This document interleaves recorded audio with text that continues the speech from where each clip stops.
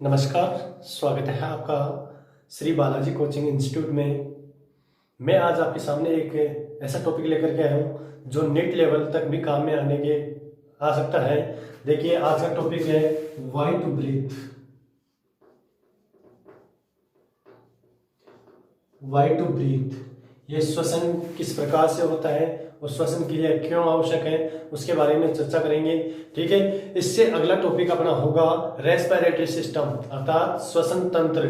ठीक है, ये रेस्पिरेटरी सिस्टम जो है श्वसन तंत्र उसका बेसिक है। ठीक है, फंक्शनल स्ट्रक्चर उसके बारे में चर्चा करते हैं। देखिए, मैंने आपके सामने एक ह्यूमन बॉडी बनाई है, मानव संरचना बनाई है। इतना अच्छा तो नहीं बन रहा है, लेकिन फिर भी मैंने आपको कोशिश की है समझाने की। ठीक है, ज्यादा भद्दा तो नहीं बनाया, फिर भी मैंने आपके सामने कोशिश की है समझाने की पूर्ण रूप से।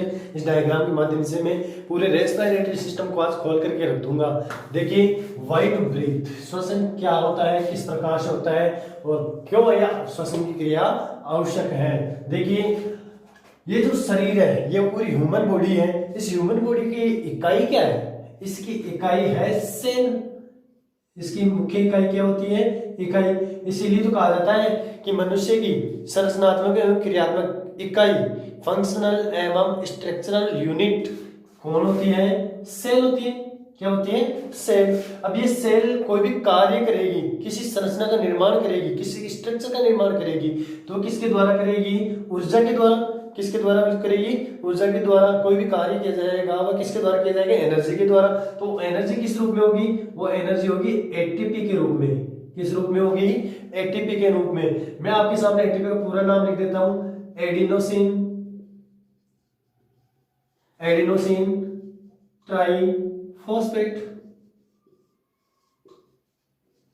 क्या होता है? एडिनोसिन ट्राइफॉस्फेट होता है। ये अब यह बात यह थी कि ये एटीपी कहां से प्राप्त होता है?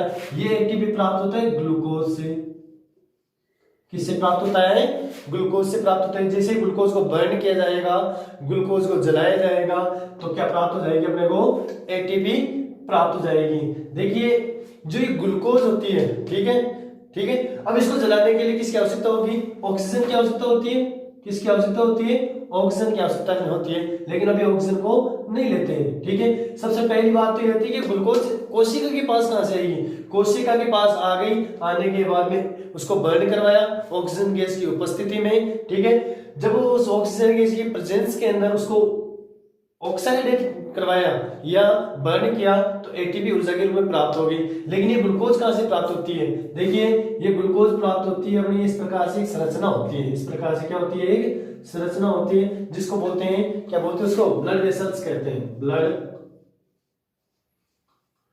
क्या बोलते हैं उसको? ब्लड वेसल्स कहते हैं। वेसल्स का आता है, क्या कहा जाता है उसको? ब्लड वेसल्स के नाम से जाना जाता है। ठीक है, इस ब्लड वेसल्स के अंदर क्या उपस्थित होती है? ग्लूकोज उपस्थित होती है। क्या उपस्थित होती है भैया? ग्लूकोज की उपस्थिति इस ब्लड वेसल्स के अंदर उपस्थित होती है। अब ये ब्लड वेसल्स के अंदर अर्थात रक्त के अंदर, ब्लड के अंदर ग्लूकोज कहां से आई? तो देखिए, मैं आपको यहाँ पे बता देता हूं। मैं जब डाइजेस्टिव सिस्टम पढ़ाया था, आपको पाचन तंत्र पढ़ाया था, उस वक्त भी मैंने बताया था कि देखिए, मैं एक स्ट्रक्चर बना रहा हूँ, छोटी स्ट्रक्चर समझाने के लिए बना रहा हूँ। ठीक है,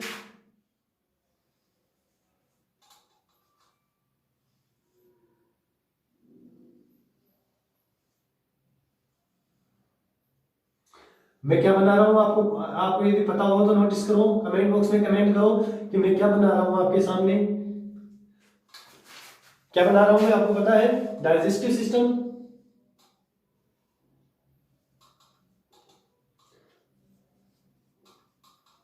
क्या बना रहा हूं मैं? डाइजेस्टिव सिस्टम बना रहा हूं।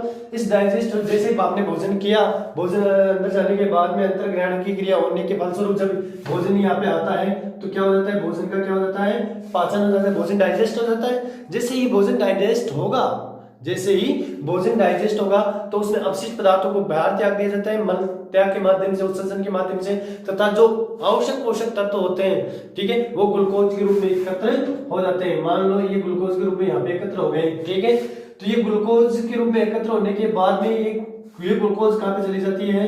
ब्लड वेसल्स के अंदर चली जाती है। किसमें चली जाती है? ब्लड वेसल्स में चली जाती है। और ब्लड वेसल्स से यही ग्लूकोज कहाँ पे आ जाती है? मान लो ये ग्लूकोज यहाँ पे इकट्ठी हो गई, ब्लड वेसल्स के अंदर आ गई, ब्लड वेसल्स से कहाँ पे चली जाती है? कोशिकाओं के पास में चली जाती है। और इसी ग्लूकोज का क्या कर दिया जाता है? बर्न करवा दिया जाता है। किस गैस की उपस्थिति में करवाते हैं बर्न?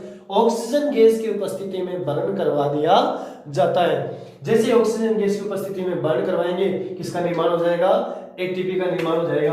अब देखिए ये ऑक्सीजन गैस कहां से आएगी? ऑक्सीजन गैस कोशिका तो उत्पन्न करने से रही कि ऑक्सीजन गैस खुद कोशिका उत्पन्न करेगी और ग्लूकोज का बर्न करेगी और उसके लिए एनर्जी उत्पन्न कर लेगी। तो ये ऑक्सीजन कहां से आएगी?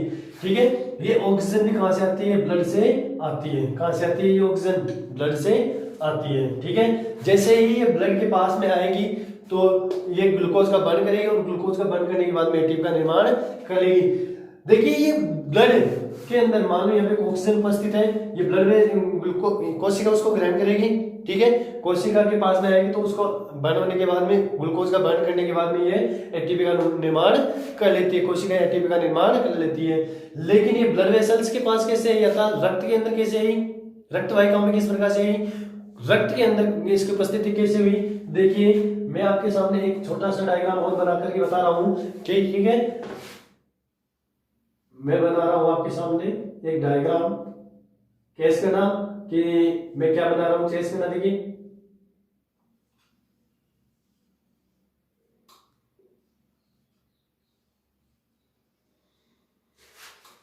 क्या बना रहा हूं मैं? Respiratory system. ठीक है, ये क्या है? डायफ्राम। ये क्या है? डायफ्राम।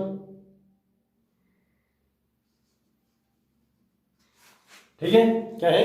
अपने डायफ्राम है। ठीक है, अब देखिए अपने ऑक्सीजन की क्रिया करेंगे।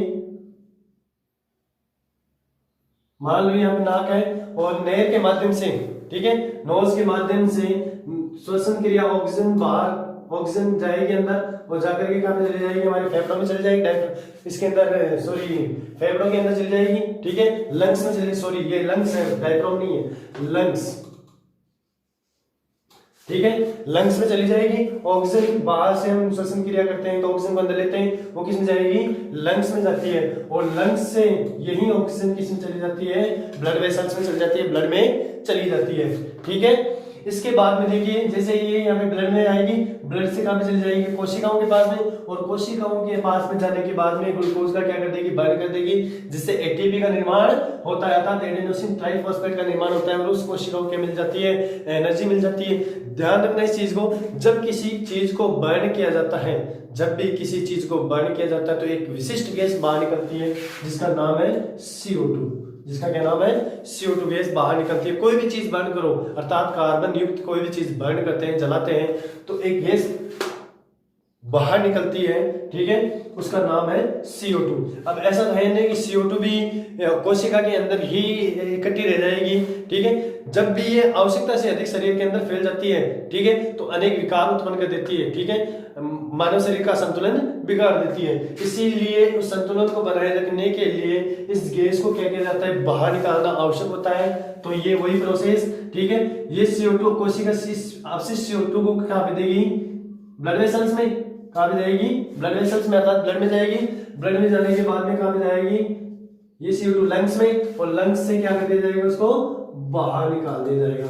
अर्थात ऑक्सीजन तो अंदर ली जाएगी लंग्स के अंदर और CO2 को बाहर त्याग दिया जाएगा। ठीक है, CO2 को क्या कर दिया जाएगा?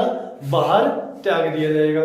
ठीक है, तो देखिए मैं इतना बताने के बाद में मैं एक चीज बताना चाहता हूं कि व्हाई टू ब्रीथ, इस क्वेश्चन का आंसर किस प्रकार से होता है। देखिए ये इतनी जो प्रोसेस है इसी को व्हाई टू ब्रीथ कहा जाता है, ब्रीथिंग कहा जाता है, यानी कि श्वसन क्रिया कहा जाता है। देखिए हम श्वसन क्रिया करते हैं,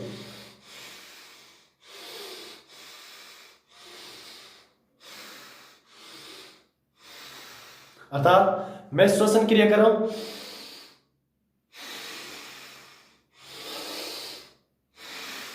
अर्थात सांस अंदर लेना और बाहर छोड़ना। अर्थात मैं ऑक्सीजन को क्या कर रहा हूं? अंदर ले रहा हूं, अंदर लेकर के कहां तक लेके जा रहा हूं? फेफड़ों तक।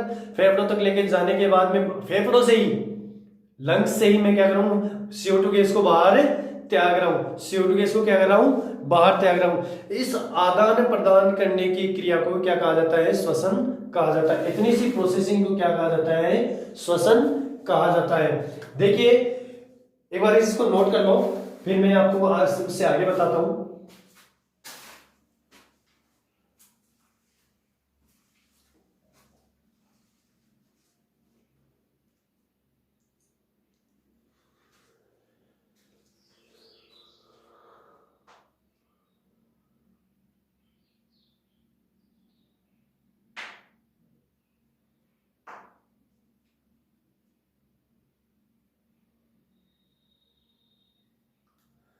आई होप कि आपने नोट कर लिया होगा।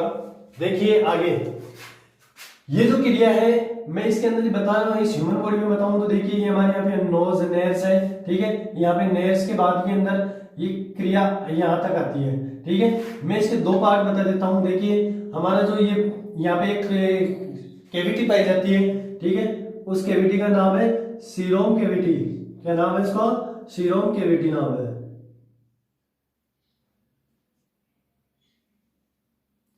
जो दो भागों में बटी होती है, कितने भागों में बटी होती है, दो भागों में बटी होती है।